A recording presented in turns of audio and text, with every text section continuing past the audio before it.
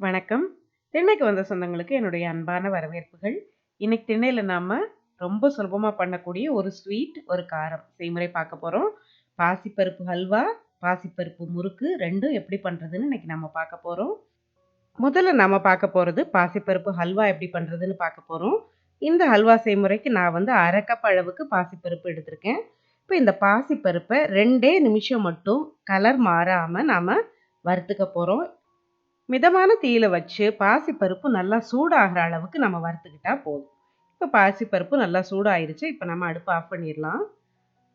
இப்ப நாம வறுத்த இந்த பாசிப்பருப்ப நல்லா கழுவிட்டு, இந்த பாசிப்பருப்ப 1 கப் அளவுக்கு பால் சேர்த்து வேக வைக்க போறோம்.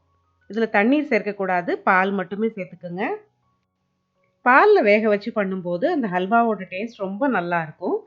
இப்ப இந்த பாசிப்பருப்பு பாலோட கூட ஒரு 1/2 டீஸ்பூன் அளவுக்கு மட்டும் நெய் சேர்த்து, நாம ஒரு 3 விசில் வச்சு வேக வச்சுக்க போறோம். நல்லா குழைவா வேகணும்.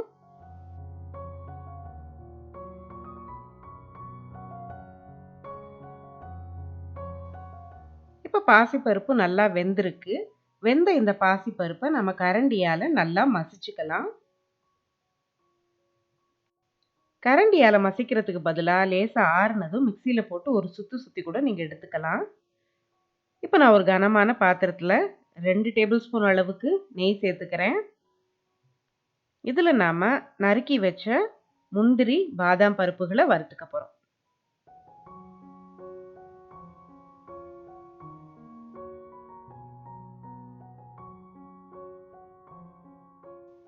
முந்திரியும், பாதாமும் நல்லா வறுபட்ட பிறகு, அத ஒரு தட்டுல நம்ம எடுத்து வச்சுட்டு, மீதம் இருக்கிற அதே நெய்யில நாம ஒரு 1/4 கப் அளவுக்கு தேங்காய் சேர்த்து வறுத்துக்க போறோம்.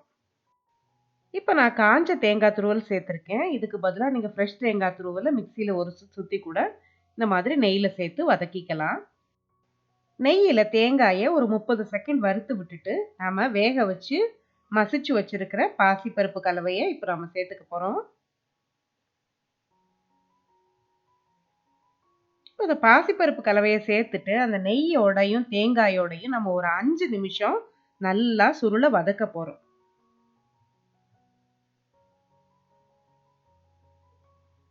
இப்ப நான் ஒரு பிஞ்ச் அளவுக்கு மட்டும் உப்பு சேர்த்துக்கிறேன். அதையும் சேர்த்துட்டு நல்லா வதக்கி எடுத்துக்கங்க. 5 நிமிஷத்துக்கு அப்புறம் நாம இந்த கலவையில வெல்லம் சேர்க்க போறோம். இப்ப நான் வந்து 3/4 கப் அளவுக்கு வெல்லம் சேர்த்துக்கிறேன். வெல்லத்துக்கு பதிலா நீங்க சீனி சேர்த்து கூட பண்ணலாம். இப்ப நாம வந்து 1/2 கப் அளவுக்கு பாசிப்பருப்ப வேக வச்சு, அதுல 3/4 கப் அளவுக்கு வெல்லம் சேர்த்திருக்கோம். வெல்லம் சேர்த்து பண்ணும்போது இந்த ஹல்வாவோட டேஸ்ட் ரொம்ப வித்தியாசமா, ரொம்ப சுவையா இருக்கும். வெல்லம் உருகுனதும் இந்த கலவை கொஞ்சம் இழக்கமா இருக்கு இப்போ. இதுல ஒரு 1/4 டீஸ்பூன் அளவுக்கு ஏலக்காய் தூள் சேர்த்து கலந்து விட்டுக்கலாம்.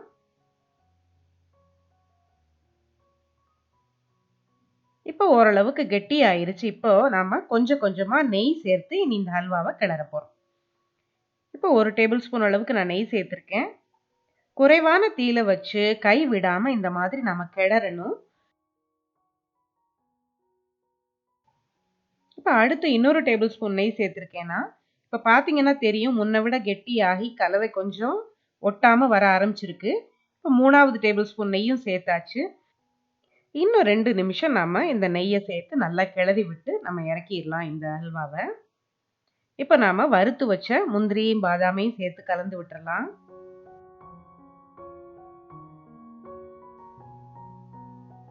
இப்ப ஹல்வா சரியான பதத்துக்கு வந்துருச்சு. இப்ப நாம அடுப்ப ஆஃப் பண்ணிரலாம். ரொம்ப சுவையான வெல்லம் சேர்த்த பாசிப்பருப்பு அல்வா தயாராயிருச்சு. இந்த ஹல்வாவ நம்ம அப்படியே எடுத்து பரிமாறலாம். இல்லன்னா, நெய் தடவி சமப்படுத்திட்டு இத கட் பண்ணி கூட நீங்க பரிமாறலாம். இந்த செய்முறைய கட்டாயம் தீபாவளிக்கு செய்து பாருங்க. உங்க குடும்பத்துல எல்லாருக்கும் நிச்சயமா பிடிக்கும். இப்ப நம்ம அடுத்ததா பாசிப்பருப்பு முறுக்கு எப்படி பண்றதுன்னு பார்க்கலாம். ரொம்ப மொறு மொறுன்னு நெய் முறுக்கு மாதிரி இருக்கும் இந்த முறுக்கு. இப்ப இந்த செய்முறைக்கு நான் 3 டேபிள் ஸ்பூன் அளவுக்கு பாசிப்பருப்பு எடுத்திருக்கேன். இந்த பாசிப்பருப்ப நம்ம நல்லா கழுவிட்டு 1/2 கப் தண்ணீர் சேர்த்து, கூடவே 1 டீஸ்பூன் நெய்யும் சேர்த்துட்டு நாம குக்கர்ல நல்லா குழைய வேக வச்சுக்க போறோம். ஏற்கனவே ஹல்வாவுக்கு வேக வச்ச மாதிரி 3 விசில் வச்சு நம்ம வேக வச்சுக்கலாம். பருப்பு வேகிற சமயத்துல 1/4 டீஸ்பூன் அளவுக்கு பெருங்காயத்த தண்ணீர்ல கரைச்சு தயாரா வச்சுக்கலாம். இப்ப பருப்பு வேக வச்சு எடுத்தாச்சு. இந்த பருப்பையும் நம்ம நல்லா மசிச்சு ஆற வச்சுக்க போறோம். இப்ப இந்த பாசிப்பருப்பு முறுக்கு பண்றதுக்கு நான் 1 கப் அளவுக்கு கடையில வாங்குன அரிசி மாவு எடுத்திருக்கேன். அரிசி மாவு நல்ல நைஸா தரமான மாவா வாங்கிக்கங்க. இப்ப கூட நான் 1 டேபிள் ஸ்பூன் அளவுக்கு எள்ளு சேர்த்துக்கிறேன். அடுத்ததா வாசனைக்கு ஒரு 1/2 டீஸ்பூன் அளவுக்கு சீரகமும், சுவைக்கு ஏற்ப உப்பும் சேர்த்துக்க போறோம்.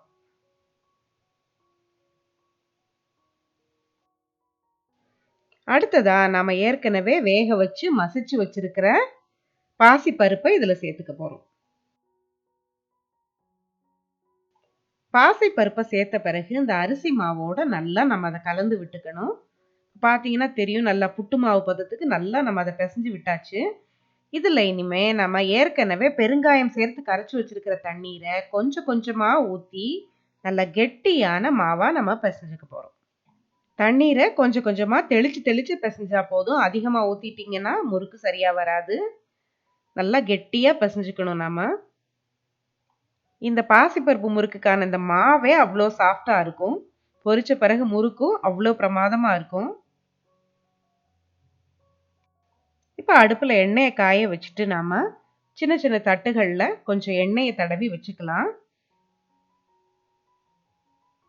இந்த தட்டுகளோட பின்பக்கத்துல நம்ம முறுக்கு அப்படியே சுத்தி நம்ம கையில மெதுவா எடுத்து அப்படியே எண்ணெயில சேர்க்கலாம். அது வசதியா இருக்கும் நமக்கு.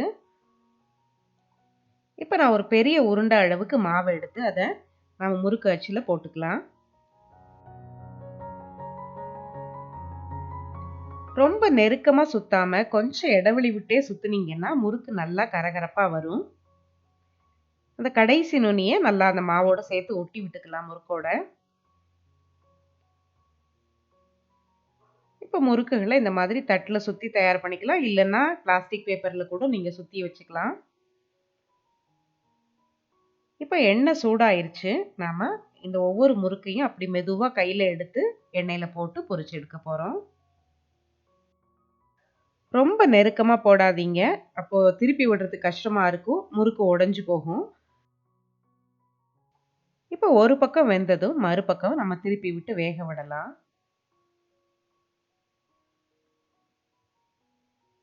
இப்ப பார்த்தீங்கன்னா தெரியும்.